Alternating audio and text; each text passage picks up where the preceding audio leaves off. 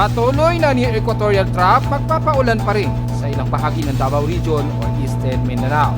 Southeastern Visayas at Eastern Visayas, ganun din ang mararanasan dahil sa extension, pero nalalabi ng South Luzon at North Luzon, magiging katamtaman at mas malamig pa rin ang magiging panahon.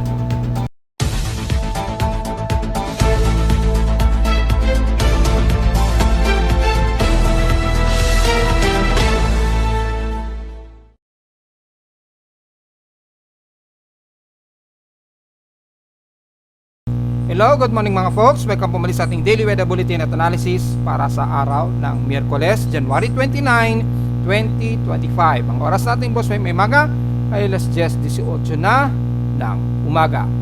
Wala pa rin masyadong ganap pero yung ating dalawang weather systems, yung paglakas ng ating amihan at istelis ay patuloy pa rin na magbubunsod na mga kaulapan sa silangan ng bansa. However, ang near equatorial trough naman ay magbubunsod ng mga rain trough na magbubunsod din ng mga pagkalat-kalat na pag-ulan sa may bandang Kamindanawan, especially sa Southern Mindanao o ng bandang Davao Region.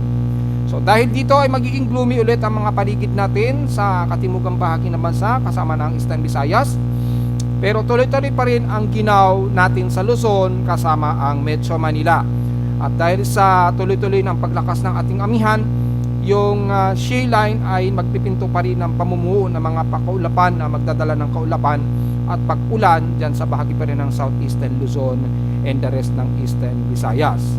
So base sa ating Doppler radar imagery courtesy o Pag-asa ay makikita ang may mga kalat-kalat na mga pag-ulan na umiiral sa ilang parte dito sa bahagi ng dulo ng Bicol Region at Camarines Sur. Siyempre, nadadamayin uli ang parte ng Eastern Visayas, especially sa may bandang Samar Region at pababa na yan ang bandang Eastern Mindanao area.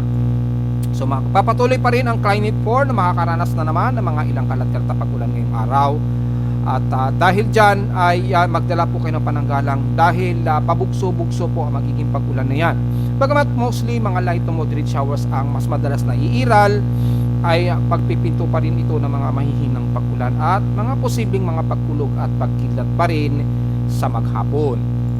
Sa ating current conditions, overcast, gloomy, haze at mostly cloudy pa rin ang umiiral dito sa amin sa Caloocan dahil sa mataas ang concentration ng ginaw at lamig sa himpapawarin. So expected pa rin ang halos zero visibility lalo na sa matataas na altitude dyan sa Northern Luzon area. Dito sa Metro Manila magiging mas maulap at madalas medyo makulimlim ang magiging paligid natin. Mataas ang concentration ng amihan sa impapawid natin sa Metro Manila kaya mostly haze at mostly cloudy ang iiral ngayon sa atin. Sa lowest temperature, itala na kami weather station kaninang 1:45 AM, kaninang madaling araw, nakapagtala na kami ng pinakamababa na 24 degrees Celsius. Kahapon, pinakamataas na ang 30.6 degrees Celsius, ang pinakamataas na namin na air temperature kahapon ng hapon at 2:13 PM. Ibig sabihin lamang nito ay wala tayong komento sa heat index dahil sobrang baba nito at 35.2 degrees Celsius lamang ang nag-iinit pandaman namin maghapon kahapon sa Caloocan West. Tatabi naman sa PS16 in past 24 hours, ang Zamboanga Peninsula pa rin ang may pinakamataas na record na air temperature na 33.8 degrees Celsius. At sa Baguio City naman ay nanatiling napakalamig ng kanilang temperatura na nasa 13.6 degrees Celsius, ang pinakamababang temperaturang naitala since kahapon. So alam na natin sa mga taga Benguet, aabot yan sa around 11 o 10 degrees Celsius ang pinakamababang magiging temperatura nila dyan sa Benguet area. So huwag masyadong magpa-over cold breeze dahil yung cold surge yan ay mas malakas na po ang bugso lalo na sa matataas na lupain sa Benguet at sa bandang La Trinidad sa Baguio. Sa Inulan naman, ang Borongan Eastern Samar nakaranas ng 117.7 mm na total rainfall. So asahan pa rin natin na tuloy-tuloy yan na magkakaroon pa rin kayo ng mga pag-ulan gaya na ating mga tuloy-tuloy pa rin na pag-re-report since mga nakarang araw. Dahil nga po sa tuloy-tuloy na istalis at yung encounter ng salubungan ng ating amihan at istalis. At sa may bandang katimugan naman yung near equatorial trough. Wala pa rin kaming naitalang pag-ulan sa Caloocan, so diretso agad tayo sa outside humidity na 74%. Nakatamtaman, bumaba ito ng 3% since last hour. Napakataas po ng atmospheric pressure natin dito sa Metro Manila. high pressure area sa atin na umabot ng 1,015 hectopascals and steady ito since last hour. So kapag ganyang kataas ang atmospheric pressure, medyo para tayong umaakyat sa elevator niyan ng halimbawa umaakyat tayo ng mga 20th floor, ganyan kataas, at nararamdaman natin yung parang pressure habang nag-a-ascend po yung elevator. Ganun po yung pakiramdam natin kapag nasa ganito nakataas ang atmospheric pressure. Napakataas, 1,015 hectopascals. Kapag ganyan sobrang kataas ang atmospheric pressure natin, napakalabo sa isang low pressure area na makapenetrate sa lugar natin sa Luzon. Kapag ganyang kataas, sobrang iniiwasan talaga ng bagyo yan. At since steady pa ito since last hour, sa ating high tide low tide status ay natiling low tide po tayo, pero lagi nating pinapaalalahanan yung ating alon o yung significant wave height dyan ay napakataas po at umaabot sa mahigit sa 2.5 meters at maaari pang umabot ng mahigit sa 4 meters ang taas ng alon. So kung i-double check po natin yung wave height ay umaabot na sa mahigit 4 meters ang buong bahagi ng northern, mapakanluran man yan o silangang parte ng baybayin ng bansa natin sa Luzon, ay delikado po pumalaot sa mga maliliit nating mga sasakyang pandagat. Napakalakas po at napakataas po ng alon na umaabot ng 4 na metro. Napakadelikado. So sa mga medium sea crabs, medyo delikado sa inyo yan na pumalaot na ganyang kataas ang alon, lalo na dyan sa may bandang Kalintang channels. Napakadelikado po pumalaot sa ganyang kataas na alon. Ang buong bahagi na silangan naman sa umaabot sa 1.2 to 2.5 meters ang taas ng alon. So delikado rin sa mga maliliit nating sasakyang pandagat. So kung maaari, medyo restrain muna po tayo dahil napakadelikado, kasabay din ng bugso ng hangin sa silanganing baybayin dahil din sa dala ng gale force winds. Epekto yan ng tuloy-tuloy na amihan sa Hilaga at easterlies naman sa silangang Pasipiko natin. Delikado po, ayun, kitang-kita po sa ating latest mean sea level wave height o yung significant wave height. Mula mismo yan sa process ng data feed ni Pag-asa, ha. So hindi tayo pwedeng magkamali dyan. Napakadelikado po. Sa ating almanak, sumikat ang haring araw kaninang 6:24 AM at pinasang lulubog ito mamayang 5:53 PM. At sa ating local weather outlook agad, since new moon naman tayo ngayon, zero illuminated ang buwan, ay ang pagsikat ng araw natin dito ngayon by local weather outlook ay magiging makulimlim pa rin ang ating maghapon. Partly cloudy daw sa umaga, pero minsan sa pa rin doon ang pag-ulan sa hapon. So dito nasa 100% chance na uulanin. Maaaring hindi yan dito sa Metro Manila, ay mas madalas dyan sa may bandang Bicol region o southeastern part ng Luzon hanggang Visayas at Mindanao sa silangan. Madalas makakaramdam sila ng mga kalat-kalat na pag-ulan. Bukas ng Huwebes, ganun din, magiging maulap pa rin ang panahon natin at nasa 80 to 84% ang tsansa ng pag-ulan. So medyo magdala po ng payong, lalo na dyan sa bahagi po ng Camarines Sur at the rest ng Eastern Visayas at Mindanao, ha. Dito sa Metro Manila ay mostly makulimlim lang tayo, maliit ang tsansa ng pag-ulan sa atin. Highest and lowest temperature expected maglalaro 26 to 28 degrees Celsius and lowest temperature expected ay nasa 24 degrees Celsius. Diretso agad tayo sa ating ginagamit na satellite imagery. Makikita po dito sa ating bagong latest na heavy rain potential. Malakas po na mga pag-ulan ang umiiral ngayon sa buong silangan parte at sa eastern part ng Visayas. So halos buong eastern Visayas area. So magdala po ng payong at ingat po sa mga posibleng pagbaha at pagguho ng lupa mga poksa, lalo na dyan sa bahagi ng buong Surigao del Norte, Surigao del Sur, kabilang na ang buong Agusan del Norte at Agusan del Sur. Kung titingnan natin ng mas malapitan at detalye, kung gagamitin natin yung Himawari 8 satellite, direkta mismo mula kay Pag-asa, ay heavy rain showers ang nararanasan ngayon ng mga taga-Butuan sa Agusan del Norte and the rest ng Agusan del Sur, and the rest ng Surigao del Sur, Bislig hanggang Davao de Oro na yan, damay na ang Compostela Valley, hanggang sa bandang Davao Oriental ng Mati, hanggang dyan sa may bandang Governo Generoso. So ingat po sa mga pagbaha at maulan din sa bahagi ng Surigao Islands, ng Dinagat at ng Siargao Island. Moderate and heavy rain showers din ang umiiral ngayon sa Southern Leyte. Pataas na yan ng hanggang Ormoc, Tacloban. Patawid na yan ng Barongan, Eastern Samar, Gian, Eastern Samar. Mula dyan sa bahagi ng Dolores, kasama na ang bahagi ng Lapining, Gamay, hanggang Lawang, Northern Samar po. Ingat po sa posible pa ring pagbaha dahil nakakaranas kayo na ngayon ng near equatorial trough dyan na magbunsod po ng malakas na pag-ulan. Kasabay din ng interaction po ng easterly list at yung bounding ng boundary ng ating shear line ay mas mababa na po sa may bandang Eastern Visayas na po ang pinaka-boundary ng manipis na shear line. Ayun, kitang-kita. Kaya yung interaction po ng near equatorial trough at ng shear line nagbubunsod po ng malawakang pag-ulan ngayon sa buong Eastern Visayas at Eastern Mindanao area. So damay na ang buong Davao Region mula Davao del Norte, kabilang na ang Davao City o City of Davao, Davao del Sur hanggang Davao Occidental. Ingat po sa mga posibleng pagbaha just in case. So ingat po sa posibleng pagbaha. Lalo na dyan, nadadamay na ang bahagi ng Balay Bukidnon at sa hilagang bahagi ng Mindanao mula Misamis Oriental, Cagayan de Oro hanggang sa may bandang Iligan o bandang sakop ng Marawi area. Kalat-kalat din ang pag-ulan mula Cotabato, Kidapawan, kasama na ang ilang bahagi ng Sorsogon area mula General Santos City, South Cotabato, South Tancodarat, Maguindanao del Sur at Maguindanao del Norte na rin. Maulap at magiging kalat-kalat din ng pag-ulan ang iiral sa ilang areas ng Davao Occidental mula Jose Abad Santos at Sarangani. So prepare lagi sa pananggalang sa ulan dahil tuloy-tuloy po yung equatorial trough. At mula sa bahagi naman ng Lanao del Norte, papasok na yan ng Misamis Occidental ay magkakaroon din ng maulap na panahon at mga ilang kalat-kalat na mahihina hanggang katamtamang pag-ulan. Ganon din sa parte ng Zamboanga del Norte at hanggang Zamboanga del Sur na po yan, kasama na ang Sibugay at Zamboanga City. Mostly gloomy tayo dyan at overcast, expected po ang magiging kalat-kalat na mga mahihina hanggang katamtaman na may kasamang pagkulog at pagkidlat. Wala naman sa bahagi ng Central Visayas mula sa Cebu, maulap din at very gloomy din tayo dyan. Expected din na magkakaroon ng mga isolated and scattered rain showers. Sa ngayon ay medyo katamtaman, medyo gloomy muna tayo sa may bandang Cebu area. Yan, nag-refresh po yung mapa.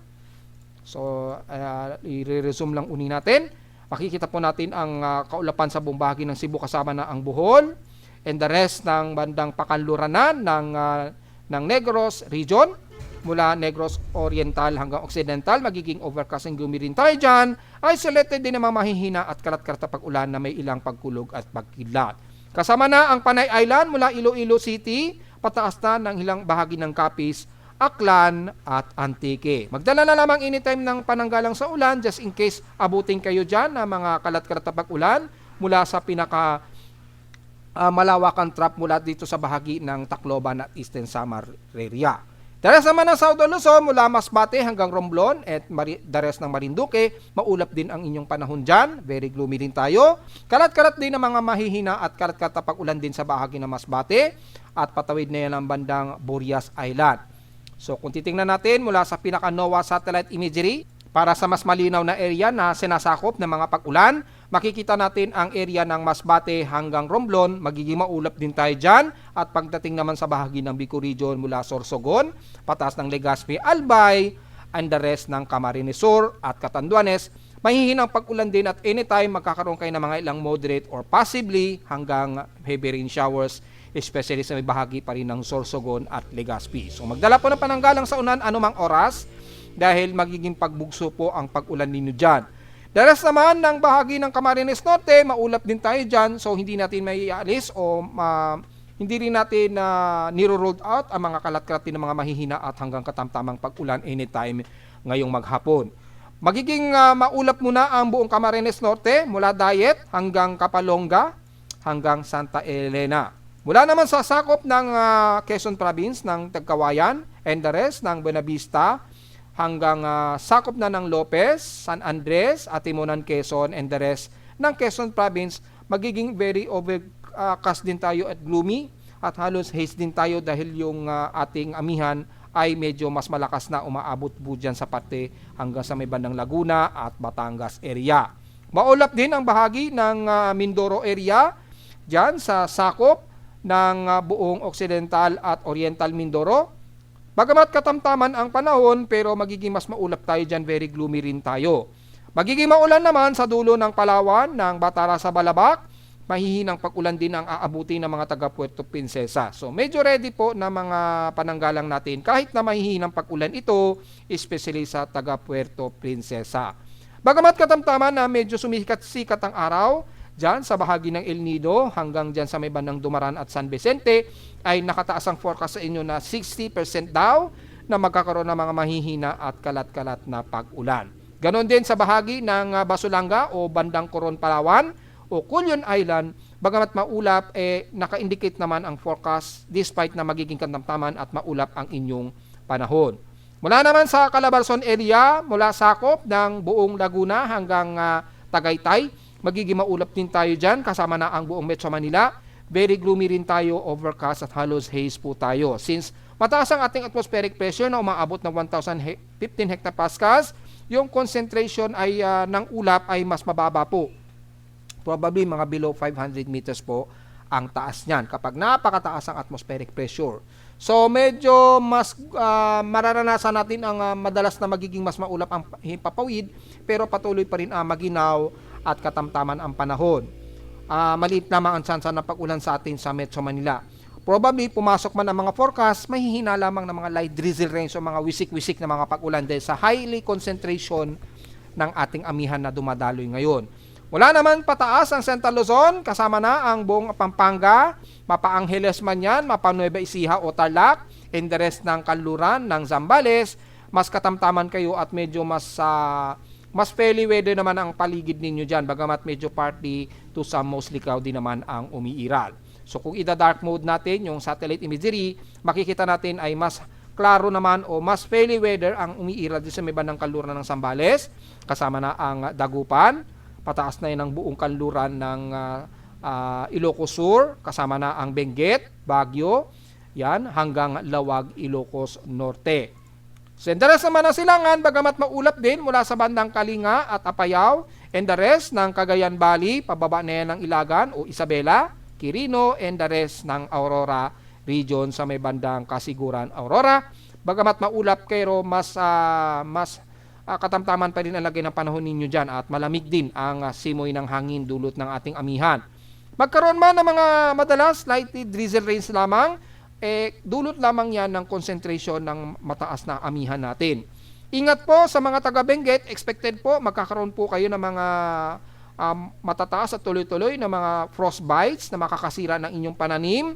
So gawa na po ninyo ng inyong defensive maneuver kung paano po tanggalin yung pamumuo ng mga frostbite crystals. Kung di nagkakamali, sinasabuyan nyo yata yan ng tubig para malusaw ka agad. Or I'm not sure kung hinahaluan ninyo ng asin, kasi pag may asin kasi lalong bumibilis po yung paglamig, so hindi recommended yon. Probably maiinit na tubig siguro yung binubuhos ninyo o warmer na tap water para hindi bumagal ang pagkalat po ng mga bugon at ang tawag natin doon, or yung mga frostbites na nakakasira ng ating mga gulay o pananim. So the rest ng buong bahagi ng extreme Northern Luzon mula Mountain Province kasama ng Ifugao at Nueva Vizcaya ay katamtaman po, pero magiging maulap at very concentrated po ang ating amihan dyan. So halos zero visibility sa mga umaakyat sa mga high altitude na mga lugar, kabilang na ang Benguet at Baguio City. Wala naman at mabababa naman ang mga forecast ng pag-ulan. Typically isolated lamang, dulot lamang yan ng concentration ng ating amihan. Hindi kagaya sa bahagi nga po ng Visayas o silangang bahagi ng Visayas at Mindanao na mas highly concentrated po yung near equatorial trough kasabay po ng manipis na shear line dito sa bahagi nga po ng Eastern Visayas area. Kaya makikita natin sa satellite imagery yung malawak na ito na near equatorial trough na nagbubunsod po ng malawakang pag-ulan mula sa Eastern Visayas hanggang bahagi nga po ng Southern Mindanao. Ingat po sa mga kababayan natin na makakaranas ng posibleng mga pagbaha. Bagamat wala pa rin tayong naasahan na anumang tropical wave na mamamataan, so saglitan lang natin daanan ito dahil titingnan natin kung hanggang unang linggo ng February, kung tuloy-tuloy pa rin ba ang ating amihan. Makikita natin dito sa ating global spectral model ay mukhang pagpasok ng unang linggo ng February, may bugso pa ng amihan, pero medyo numinipis na naman po ito ha. Yan o, pagpasok ng February 3, medyo ninipis na naman yung ating amihan na konti. So yung daloy nito mukhang bahagya na namang hihina ng konti. At yung Easterlies, patuloy pa rin ang daloy nito na magbubunsod na maulan pa rin sa silangang parte ng bansa. So wala tayong nakikitang anumang tropical wave, at patuloy pa rin ang makakaroon ng mga kalat-kalat na pag-ulan. At mula sa ating mean sea level pressure ay patuloy pa rin ang mataas na atmospheric pressure natin hanggang sa unang linggo nga po ng February. Ayun, maabot pa rin sa 1014 to 1018 hectopascals ang atmospheric pressure natin sa buong bahagi ng Northern Luzon. Ayun, maabot pa nga ng 1020 hectopascals. So tuloy-tuloy pa rin ang ating amihan. At pero base sa ating climatological, mukhang mapapaaga yung pag-descend ng ating amihan. Siguro by starting February 15, unti-unti nang lalayo yung daloy ng ating northeast monsoon. Bababa na to o halos gagawin na ito ng bandang China o bandang dito sa may bandang Vietnam na. Medyo lalayo na siya ng konti. Bagamat ramdam pa rin natin pero unti-unting nagde-descend na agad yung ating amihan pagsapit po ng February 15. So hanggat malamig pa, medyo enjoy na po natin dahil pagpasok po ng katapusan na ng February, unti-unti na naman nating mararamdaman ang pangangamusta ng the hot, dry season pagpasok po ng March. So medyo maikli na lamang yung panahon ng ating amihan season ha. So hanggang at least mga February 15 to February 18 siguro na kakayanin pa na mararamdaman natin yung ating amihan o yung ating daloy ng northeast monsoon. Pero after nan, unti-unti makakaramdam na tayo ng medyo warmer na temperatura mula sa silangan. Ibig sabihin na po ay senyales na maaring unti-unti nang magkakaroon ng transition hanggang sa pagpasok po ng ating hot dry season. So hanggat malamig pa ang ating panahon dito sa Luzon, i-enjoy na po natin yan dahil talagang grabing init na naman ang mararamdaman natin nito. Kasabay pa ng mahinang La Nina. So dahil sa may mahinang La Nina, yung mararamdaman ng mga taga Mindanao siguro sa may bandang silangan, medyo mas above average rain po sila ng bahagya dyan. Pero dito sa may bandang kanluran, medyo magsasuffer tayo ng matinding init niyan pagsapit po ng hot dry season. So hanggat may panahon pa na ma-enjoy natin yung taglamig, i-enjoy na po talaga natin dahil pasakit na naman po yung grabe ng init pagpasok po ng Marso. So wala naman tayong namamataan na namang tropical wave maging sa ating mga computer models. Wala tayong masyadong komento. So binibigyan ko na lamang kayo ng konting update sa darating na hot dry season na medyo maikli na lamang yung araw na pagdaloy ng ating amihan season. So probably mga hanggang February 15 to 16 na lang talaga ito ang forecast na mananatili ang ating hanging amihan. At after that, unti-unti na po magde-descend o magta-transition into hot drier season. Silipin naman natin ang ulat lindol. So far ay mayroong medyo malakas-lakas na paghinig ang na-detect. Actually, mga kagabi pa ito. Ayan kagabi. Mga around 10:57 PM po ito kagabi. So nag-alarm po ito. Kagabi kasi wala kami, lumabas po kami ng aking kasama. So hindi ko na monitor na nag-alarm ng aking seismometer, nagkaroon ng medyo malakas na pagyanig kagabi, mga bandang alas 10. So sisilipin po natin kung saang lugar 'yan. Kung anong nagkaroon ng malakas na pagyanig. So base dito ay dito 'yan sa may bandang Sulawesi, Indonesia po. Nagkaroon ng magnitude 5.5 na may lalim na 94.2 km depth. So, na-detect itong lindol nito kagabi. Mga around 10:53 PM po kagabi. Yon. So, sa may Sulawesi, Indonesia pala ito. And then, kaninang 8:50 AM, nagkaroon na naman ng magnitude 5. Same din sa may bandang Sulawesi, Indonesia. So, yun po. Titingnan natin yung backdrop history, magnitude 5.5 na may 94.2 km ang lalim. So na-detect po yan. Ito yan sa Sulawesi, Indonesia. Ibig sabihin po, medium po ang earthquake damages niyan, probably. Medium. So hopefully wala tayong nasaktan mga kababayan natin. Kung may mga Pilipino po tayong nakatira dyan sa bandang Toli-Toli or bandang malapit dito sa may bandang Mautong, Tenga. Kasi nandyan yung halos epicenter ng lindol kagabi. So hopefully wala pong nasaktan at walang mga structure na naging damage kagabi. i-update na lang natin yan mamaya sa ating Facebook page para sa follow-up report sa malalakas na paglindol. Bagamat sa atin namang local earthquakes ay may mga magnitude 4 tayong namataan mula sa data feed ni PBOX mula kanina madaling araw, pero nag-start ang magnitude 4.5 kaninang 9:56 AM sa may bandang southwest ng Naval Biliran. Yan, sa may bandang Northern Leyte. Yan, Biliran, Northern Leyte po ito. Naganap ito 9:56 AM ngayong umaga lamang na may lalim lamang na 10 km depth. So naramdaman ng mga taga-Biliran ang pagyanig at malamang na i-report na kumalat niyan sa Facebook page. Nagkaroon ng aftershock, so after earthquakes, dyan pa rin sa may Biliran ngayong 10:31 AM na may magnitude 4.5 naman ito. Same din ang epicentral depth, 10 km po. Hopefully, walang masyadong nagkaroon ng mga crack since malapit ito sa airport.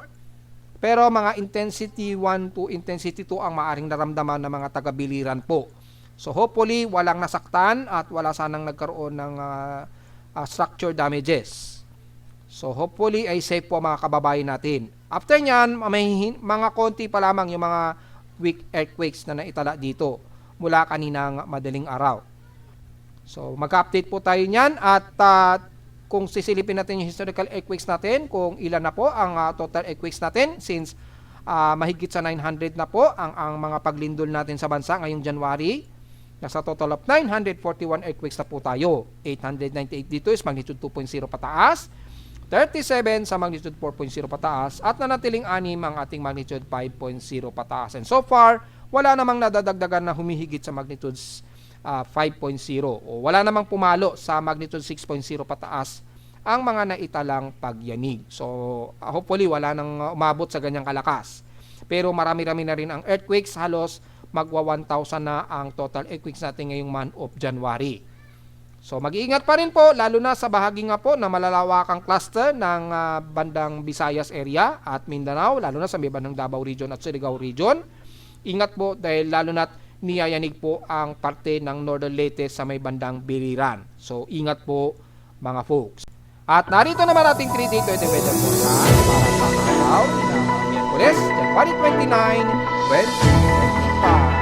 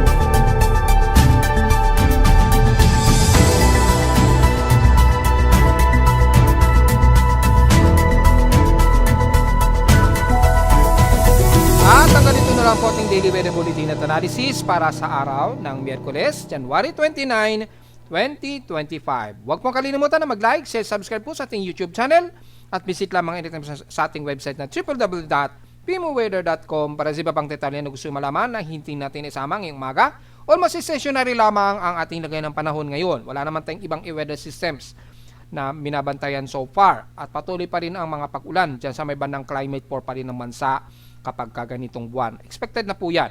At visit naman sa ating website sa gustong malaman pa rin ang pinaka-dynamic and actual data o value events mula sa aking weather station reading sa Caloocan at sa data feeds mula sa iba't ibang weather agencies.